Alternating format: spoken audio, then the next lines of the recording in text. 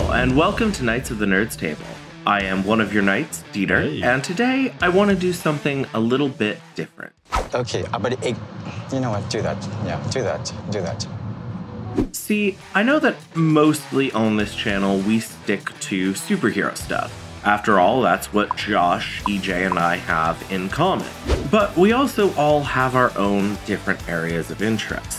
I love professional wrestling, Josh loves anime, and EJ knows more about the Sonic the Hedgehog franchise than you will ever want to. Today, we're gonna dive into one of my special interests. So stick around, get your passport ready, and let's talk about my game of the year and why I'm scared to recommend it to my friends. It's time for us to talk about Like a Dragon: Infinite Wealth. Up front, I have to warn you. This is not a full review of Infinite Wealth. The game is currently clocking in for most people at over 100 hours of gameplay and has enough content that the developers literally warned players not to make themselves sick by overplaying. And being completely transparent, I'm an overworked 30-year-old with ADHD. I will be playing this game for literally months.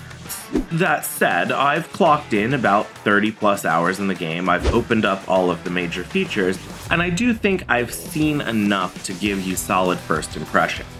What's the elevator pitch for this game? Get ready, friends, because it is a long elevator ride, let me tell you. Infinite Wealth follows the story of Ichiban Kasuga, a former member of a Yakuza family who is living a quiet life, helping other former Yakuza reintegrate into society. But, as with all good crime dramas, it's not long before Kasuga is pulled back into the underworld when one of his former associates offers him the opportunity to find his long-lost mother and set out on a journey from Yokohama to Honolulu, searching for answers and, of course, running afoul of multiple American crime families in the process. Gameplay essentially breaks down into three parts. You have your main scenario, your side scenarios, and your open world activities. In the main game, the story follows a fairly serious, if somewhat hyper-real, crime drama that is packed to the brim with conspiracies, hyperkinetic violence, and more twists and turns than you can shake a stick at. What makes the story unique is Ichiban's perspective on the scenario. See, Ichiban Kasuga is an old-school gamer who came up on the Dragon Quest JRPG series. He sees himself as a high fantasy hero, and his friends as an adventuring party, and his foes as literal video game monsters. This perspective leads to a traditional turn-based style of JRPG gameplay, which, frankly, I love. Infinite Wealth comes from the same design philosophy as the Ubisoft South Park games, finding ways to make mundane items into fantastical weapons. In the same way that Stick of Truth, for example, gave you wizardly powers that were actually just Cartman throwing firecrackers. Like a Dragon has taxi drivers using car batteries to conjure electrical storms, and divers blinding their foes with a freshly caught squid. It's a design philosophy that I personally love, and it's bolstered by some surprisingly tactical touches to the gameplay. You're able to reposition yourself and have timing prompts you need to watch out for, so even when it's not your turn, you still feel like you're actively engaged in the combat. I would also be remiss if I didn't point out the character touches and social commentary in the game. This is a game that features a 40-year-old ex-Yakuza losing his job and coming to terms with the way that his society treats what are essentially ex-convicts. Topics like criminal recidivism and public shaming via the internet are big factors in the opening chapters, and while they've kind of dropped off a bit once you start exploring Honolulu, some of the seeds planted in early chapters make me think I'll be seeing those topics again before the game is over. Now, the second aspect is side stories. And oh boy, get ready for some emotional whiplash. As serious as the main story may take itself, and it does, the side stories go all the way in the other direction. Honolulu is full of eccentrics who need your help for their own personal crusades. Whether it's a weeaboo director trying to force his ideas of Japanese culture on you, or a scientist begging you to help him destroy his evil giant street Roomba, this game's side quests will always be worth your time. Just one warning. If you run across a man throwing shaved ice in the air, get the tissues ready because you are not ready for how that story ends, and it is going to make you cry. Finally, we have what I consider to be the most robust aspect of the game, which is the open world. Infinite Wealth features 3 open world maps that I know of, based off of real-life neighborhoods in Yokohama, Honolulu, and Tokyo. These maps serve double duty as both sandboxes with tons of mini-games, but also as sort of tourism simulators. While the maps aren't 100% accurate to life, major landmarks such as the Cosmo Clock 21 Ferris wheel in Yokohama or the Kabukicho Ichiban Gai Arch can be found.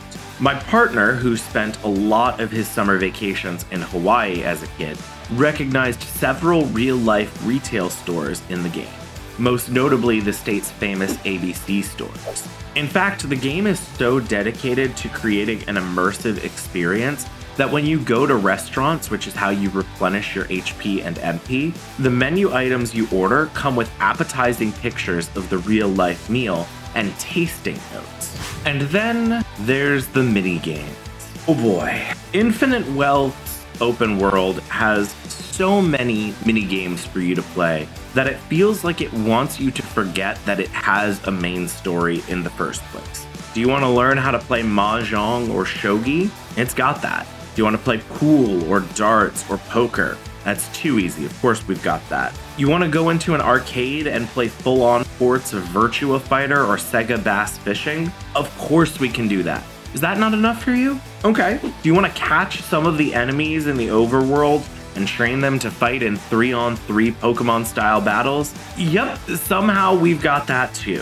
What's that? You've been missing Animal Crossing and you want a brand new island to play on? Well, let me introduce you to Dondoko Island, a fully featured Animal Crossing clone for you to play in. This game is like one of those clubs in those old SNL Stefan sketches. It has everything. So with all of these great features and with how much, and I hope this is clear, I love the game, why did I say I was scared to recommend it at the top of the video?